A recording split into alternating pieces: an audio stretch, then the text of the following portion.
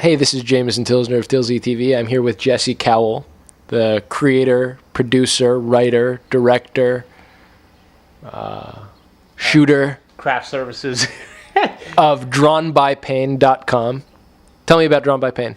DrawnByPain is a half anime, half live action mixed together thing, kind of like the Take On Me video from the 80s, or maybe like Roger Rabbit, but like much dirtier and hopefully a lot more visceral.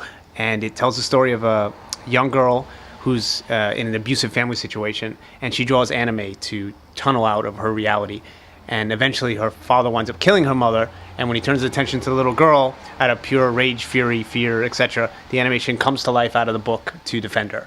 Fast forward 10 years, now we get to find out what this little girl has grown up into. And can she come to terms with the sort of problems from her past before her own power, which is triggered by her inner psyche, kills her and every single person around her. So it's a comedy. It's awesome. No, it's not a comedy at all. It's actually, we're trying to do something really different online. First by bringing something that's, hopefully people consider high production value and, interesting and very dramatic and very, dark and twisted, and also in the sort of superhero vein or anti-hero vein, something that brings a lot of flaws to a character. Because like if you take like even Tony Stark was great in the new Iron Man and stuff like that, but we wanted to take it even a step further where a person grows up and they have to sort of come to terms with problems as opposed to just becoming moral vigilantes. They become somebody who actually has issues. She hasn't really come to terms with her problems. No, not at all. In fact, the fact that she hasn't is the very thing that causes her so much strife, because it's sort of the demons that she creates are her own inner demons, and they are very real world, and they will hurt a lot of people. It's I guess it's comedy. It's awesome. It is not at all comedy. But it is very, like you said, high production value, and your experience in film certainly shows. Can you talk a bit about the production process, what you envisioned when you went into this, and what it takes to carry this out? What it takes to carry it out is basically you have to feel like you can't lose no matter what happens, and it's very faith driven, and not in the sort of religious sense, but in the sense of like, you just have to set a goal and say, I want to make this movie look like 50 to 100 people made it.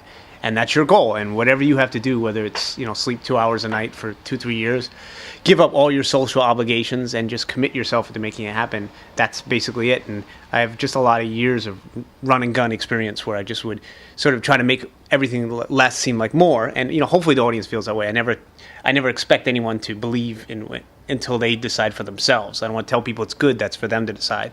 But I've poured my heart, every resource, every credit card, everything I have and am into this thing, and will continue to do so, and hopes that people, give it a chance and take a look. So the answer is, it's just pure determination and effort. You went to the industry standard film school, and then you left, you embraced the internet, and you've since found a lot of recognition on the internet. You won a Webby Award. What was your decision? What formed your decision to pursue internet media? Well, when I lived in LA, I lived there for about 7 years, and I got out of USC. I was completely and utterly invisible. Like I had made a feature the second I got out for $2,000. I thought that was it, right? And that didn't get rejected. I never got rejected in LA. I just never even got talked to. I was completely invisible. So I decided, let me amp it up even more. So I wrote another 7 feature screenplays, and I was like, nobody would read them. So I was just like this guy in an apartment in LA, and I refused to sort of go out and be this schmoozer guy and, sell my soul to move ahead. I just wanted to make stuff, and hopefully if it was good enough, people recognized it. But it didn't work. And I came back to New York just some broken dude. I was like, there was just nothing left of me because I tried I put everything into it for like 12 years or whatever it was. Came back to New York, I'm like, well, what do I do now? And the one thing I had lacked the entire time while I was in LA was, forget the money, forget the career. I wasn't even reaching people. And that was the main reason you get into doing this stuff, is to say, get your stuff out there. Yeah, but it's not even just to get your stuff out there. You're talking about from an exposure perspective. I'm talking about it from a perspective of, I make something, I want to share it, either get a laugh or a reaction. That's why you make something at all, to form a connection with somebody. Yeah. So the reason I turned to the web at first was, I made this feature film and I wanted to actually have people see it. And so I put it online, and I immediately got a reaction at what I had sought the whole time. And that has led into, I did a reality show, which like 47 parts of me trying to make it, or, run down the street, act crazy. I even had like parts, I had tears in my eyes because I was sort of becoming vulnerable to the world. And that sort of made, like, everybody had lost their power to make me feel rejected anymore. And so I became sort of this weird sort of fearless thing, much like a Howard Stern, in the way of just like unveiling all your BS for the world. And then I said, well, I'm going to step it up a few notches and start to get a bigger audience through something with a higher production value. And I bought an HD camera, and I charged my credit cards back up, which I had paid off at that point. And I said, fuck it, I'm going to go for it. And here I am 2 years later, still killing myself trying to make this thing. But I like the fact that I've been able to do something and do it on my own terms. It's really kind of awesome. And we're starting to get to the point where we're reaching a large audience. I was telling you before, and this is the first time I say it anywhere, is we just partnered up with the Escapist magazine, who does massive amounts of traffic, and those guys are awesome. They do a lot of gaming stuff.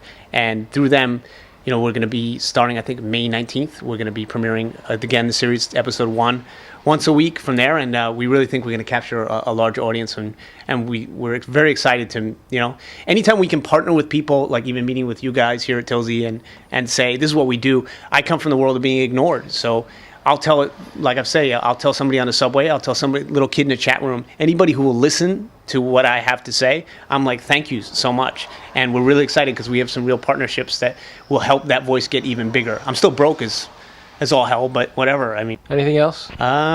Basically, like anybody who watches this, and I appreciate your time, and hopefully you check out my project, you give it a chance, you watch it through, and if you don't like it, that's fair. Just, as long as you give it a shot. We think it's good, but we hope you do too. And thank you so much.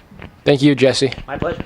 DrawnByPain.com. I have had so many masturbatory wet dreams over Tilsey TV, you have no idea.